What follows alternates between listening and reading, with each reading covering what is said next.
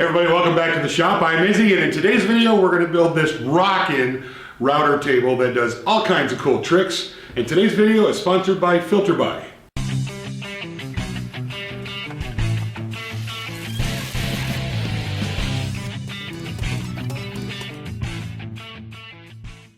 So whenever I'm starting a project like this, I like to start with a highly detailed set of drawings.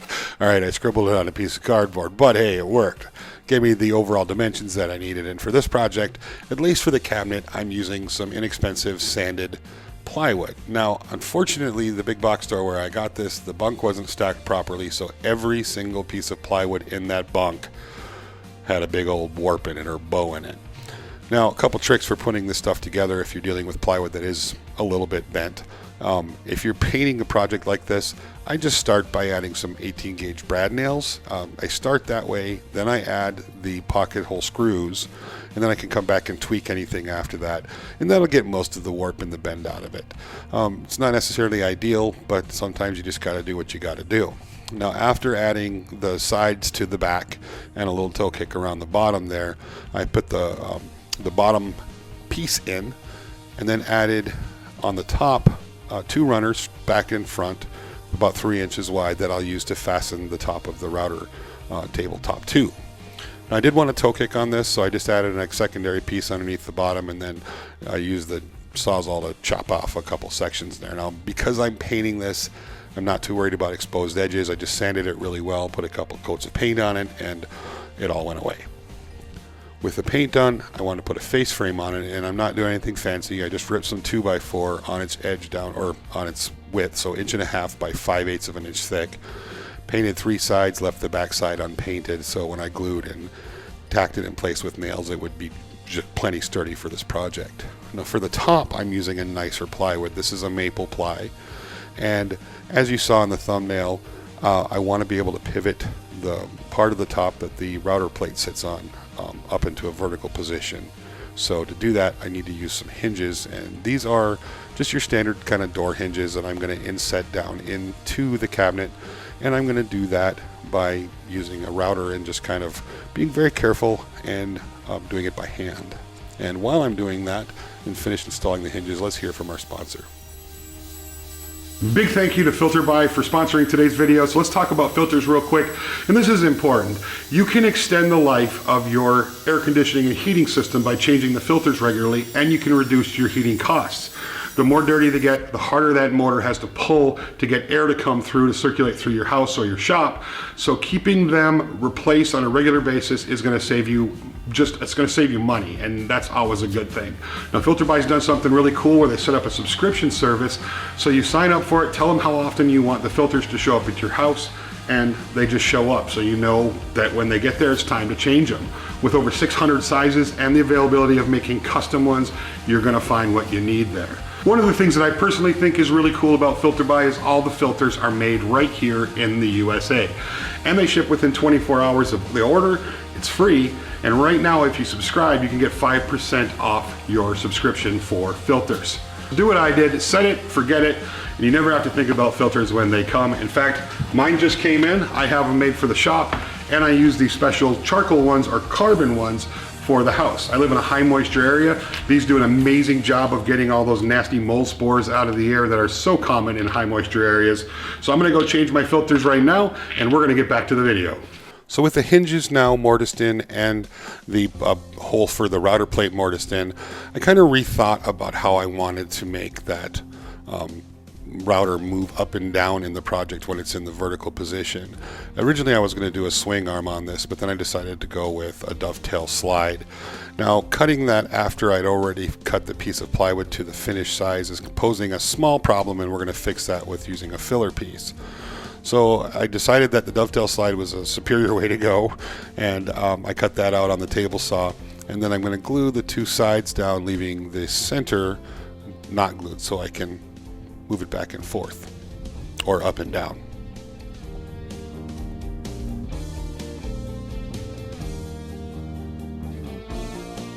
So to give myself that original width of the plywood that I cut after cutting two cuts out of it for the dovetail, I'm just adding a little auxiliary piece of material, and gluing that in place. So this is actually pretty snug. I want that dovetail slide to be in there very securely, so I'm putting a fair amount of pressure on it and not really giving myself any space in there. Normally I would put a sheet of paper in there to make sure that there would be really nice and easy slide to it, but in this case I didn't do that because I wanted it to be very snug. So once I had that done, I wanted to secure everything down, so adding the hinges, and because I'm turned these hinges over, I went ahead and countersunk each of the holes from the back side of it so the screw heads would sit close to flush with the hinge itself. Just, don't want to cause any interference, and I need everything to slide over the top of that hinge very nicely. So to get the slide, or the dovetail slide that holds the router to move up and down in there, I need to add a threaded rod. So to do that, what I'm going to do is create a dado in the back of that piece of material, just wide enough for a 3/8 bolt to sit in.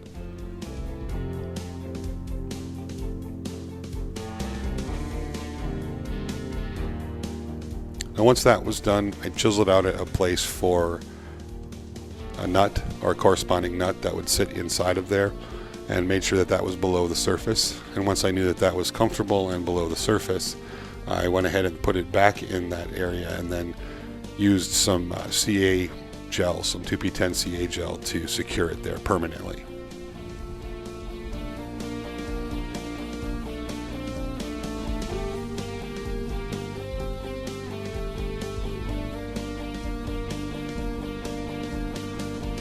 Now once that dried off camera, I sanded it flush, and at this point I'm going to add a rim around the top. I want it to be pretty. I'm going to stain this, and I didn't want to have those edges of or plywood edges exposed, and that also gives me an opportunity to use that to run a bolt through, and that bolt will be what corresponds with that nut, and I'll be able to use that to make the plate move up and down after it's all put together.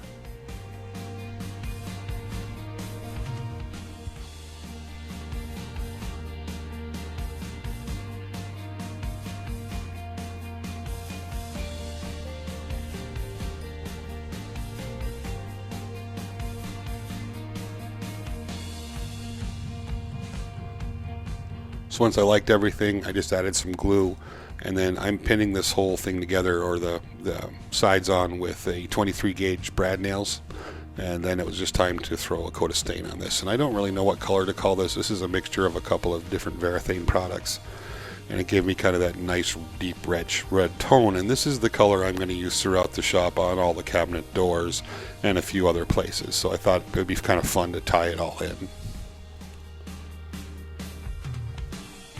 Next step in this is to figure out how to get the top that pivots up and down, how to be able to stop it in certain positions and secure it. And to do that, I decided just to use some runners like this with a groove in the middle of them. That'll, bolt will run in the center, and I'll be able to tighten that up and down. And that all makes sense here in just a second. So in this case, I'm just using some construction grade 2x4s. I want something pretty thick, that way it kind of matches the thickness of the overhang on the tabletop. And now to cut the groove out of this, I just drilled 2 holes where I want the groove to start and to stop, and then it followed the contour of the runner. And I just, from the bottom, I cut right straight through because it is a 1/2 inch groove in there. It wasn't really a big concern as far as the slop in it, I guess, if that makes sense. So once that was cut, I just glued that up and then routed it out and finished it up. And to add this to the cabinet, I made a little plywood plate that I'm mounting to the side of the hinged portion of the tabletop.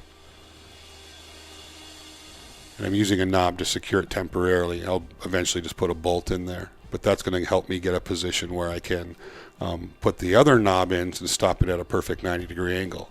Now, rather than doing a whole bunch of math and figuring it out, I just set the table at a perfect 90-degree angle, clamped it in place, and then at the bottom of that groove I drill a 1/4 inch hole that will accept a 1/4 inch bolt from the other side, and then there'll be a knob that goes over that locks everything into place. Now I'll be able to move that top down in different increments, different angles, and just lock it right into place. Added the threaded bolt, and everything worked like a charm. Now, the last thing I want to think about as far as this portion of the build goes is I need to be able to lock that sliding plate down really well. Now, the dovetail is really tight, so it's nice and secure on both sides. The threaded rod coming up from the top helps kind of secure it, but I wanted an extra bit of security. So to do that, same kind of situation. I just created a groove in the bottom part of that slide, stuck a 1/4 inch bolt through it, and then I'm using a knob to tighten it all down. So once I move it to the position I want, I just tighten that knob down, and it has 3 or 4 different points of holding it where it needs to be, and that was plenty, more than enough to keep it nice and secure. So with all that done, I added the router to it, gave it a quick test run, and it's working great.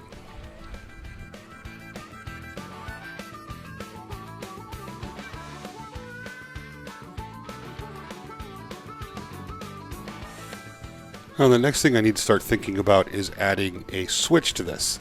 I will have dust collection in this eventually, so I want a switch that it will turn on the router and the dust collection at the same time. And because I'm using a Kreg plate, it made sense to just go with the Kreg switch. Now in this case I'm installing it into the cabinet itself, so just cut out a little rectangle area where it would slide into, and then screwed it in place. Pretty simple.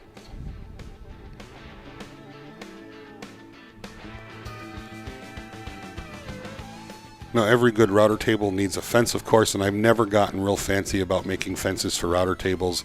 80% of the time I'm not going to be using a fence anyway. I'll just be using a router bit with a bearing.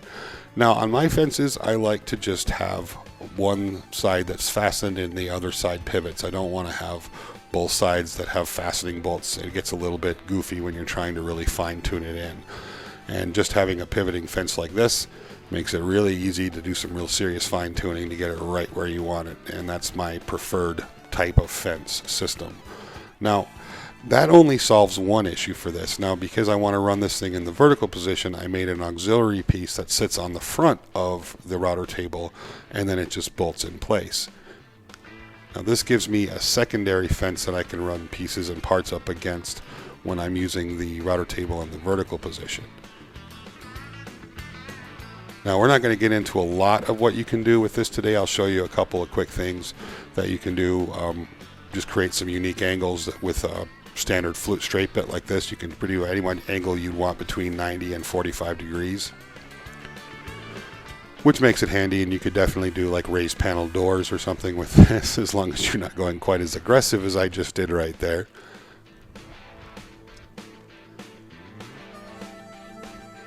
Now this gives you lots and lots of opportunities to do things like running splices or splines down a strange angle, or raised panels, or floating mortise and tenon joinery, or some unique joinery you can do for different weird angles in any projects.